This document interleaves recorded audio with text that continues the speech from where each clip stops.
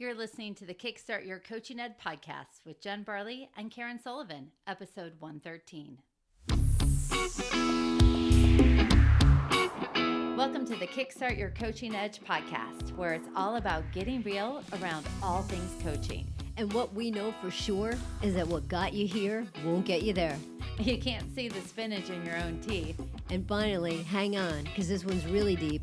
Once you realize that you are the traffic, everything makes complete and unadulterated sense.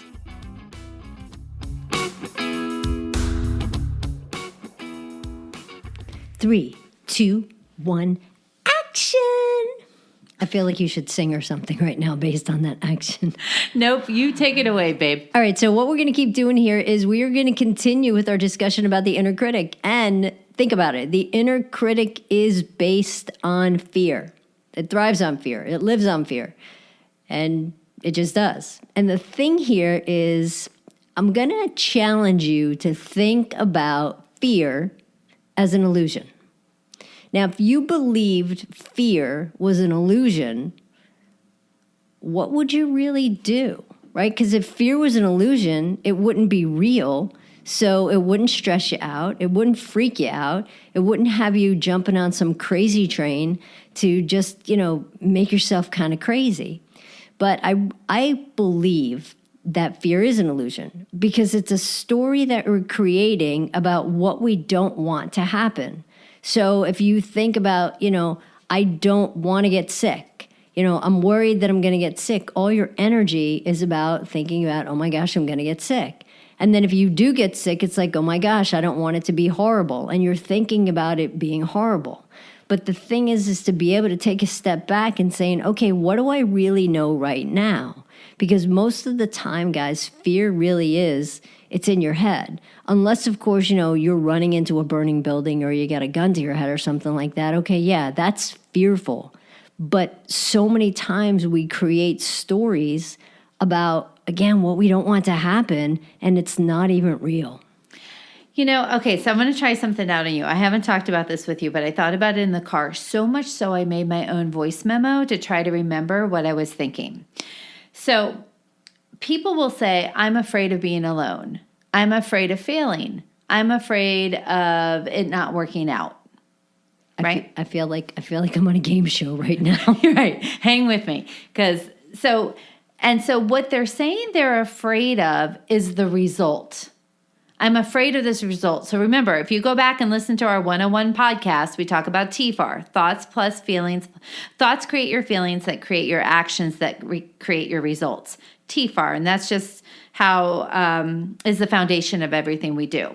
So when people say, I am afraid of being alone, that is not what they're afraid of. They're afraid of how they're going to feel if they're alone. Right? So the result is just a situation. The challenge is we have that perceived result so negative in our mind that we attach what kind of feeling we're going to have if we fail, if we are alone, if we aren't accepted, if we aren't successful, whatever it is. So it's interesting because people say they're afraid of a result. I think they are afraid of the uncomfortable feeling they will have because of the result. And I'm afraid to feel sad. I'm afraid to feel disappointed. I'm afraid to feel isolated. I'm just making stuff up. And I know your head is going to 80 miles an hour right now because, like I said, it's the first time I'm talking about this with Karen in this way. But I started thinking about it, and it makes a lot of sense. What do you think, Kara? So I believe that, right? I believe that it is about the feeling that it's going to create, and it actually had me thinking about. So it had me thinking about a time that I was scared, and the time that I was scared was back when I had cancer and getting different results. And it's interesting because the results, like I was afraid to get the results. So I didn't want the results because that would mean that I was sicker. And so if I was sicker, what's the feeling? Well, I don't like the feeling is, oh shit, I don't want to die. But what's the feeling that goes with that? Well, let's play it out, right? So you have the fear is that I'll get the results that are bad. Right. And how would you feel once you got those results? Probably scared and sad. Right. Exactly. Now, and then also just so everybody knows, everything is linked back to the fear of death, but that's for another podcast on another day. However, it's that feeling. It could also be, Kara, to be honest, it could be that you don't want to feel hopeless. True. Right?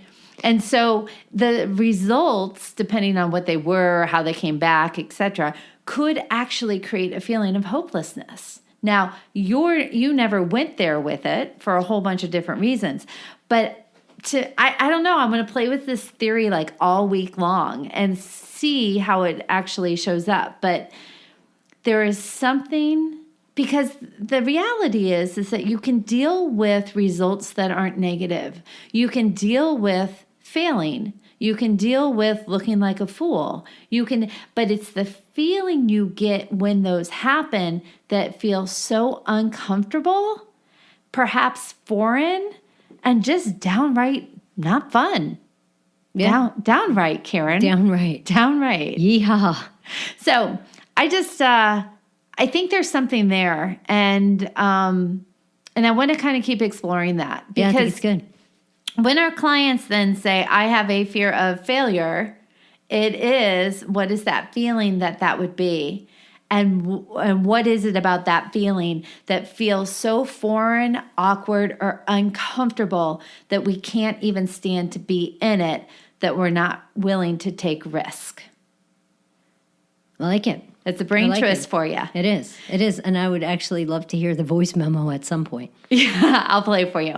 So the big coaching question that always comes here are twofold now. My favorite coaching question ever. Which is? I will tell you, I did steal it from the book Who Moved My Cheese. But my favorite coaching question ever is, what would you do if you weren't afraid? And on that note, I think that's a wrap. See ya. Hey, everybody. Thanks for listening to the Kickstart Your Coaching Edge podcast. Craving more in-depth discussions? Check out the Get Real Inner Circle with our no BS in-crowd of coaches. Join live coaching discussions, breakdowns of coaching calls, and have some fun while you're at it. You're going to want to go to kickstartyouredge.com/inner circle. It's time to get real.